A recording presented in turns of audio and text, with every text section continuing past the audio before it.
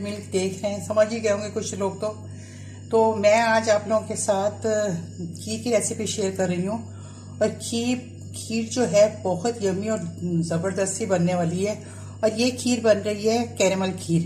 खीर तो आप लोगों ने बहुत सारे तरीकों से खाई होगी और बनाई भी होगी, पर आज कैरेमल खीर खाइएगा और खुश हो जाइएगा। बहुत ज़बरदस्त बड़ी यमी बनती है।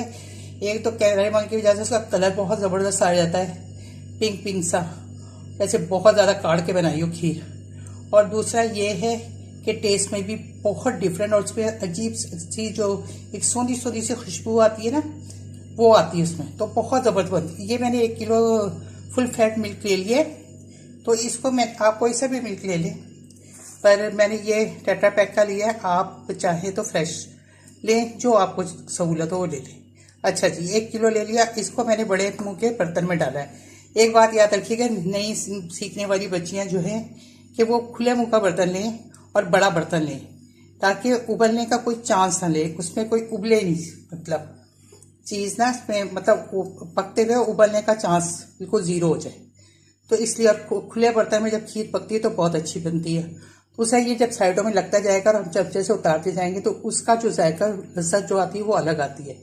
उसके साथ मैंने चावल भिगो दिए थे। ये 1/4 कप है, यानी कि 1 मुट्ठी का मेजरमेंट। अगर आप आम सी करें तो 1 मुट्ठी में चावल लेके उसको इतना सब, जब भरी हुई मुट्ठी होती ना, वो है। तो ये 1 मुट्ठी चावल है, और अगर मेजर करें तो 1/4 कप है।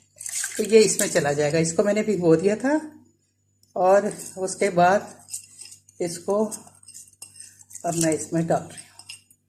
इसको मैंने 1 घंटे पहले भिगोया था, तो अच्छे से भीग जाते, पकने में आसानी रहती है। तो बस अब इसको मैं पहले थोड़ी देर 5 मिनट तेज आंच पे पकाऊंगी। जब इसका अच्छे से, इसका मैंने कोई बॉयल कुछ नहीं किया।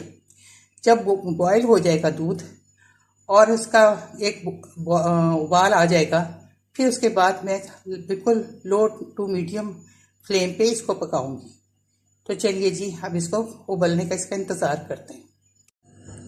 और दूसरी बात यह है कि इसके अंदर मुस्तकिल चम्मच हमें चलाना पड़ेगा जब तक कि खीर के चावल गल ना जाए, वरना ये होगा कि चावल नीचे बैठ जाएंगे और दूध उबलने का भी डर होगा, चावल भी नीचे बैठ जाएंगे, दूध भी नीचे लग सकता है।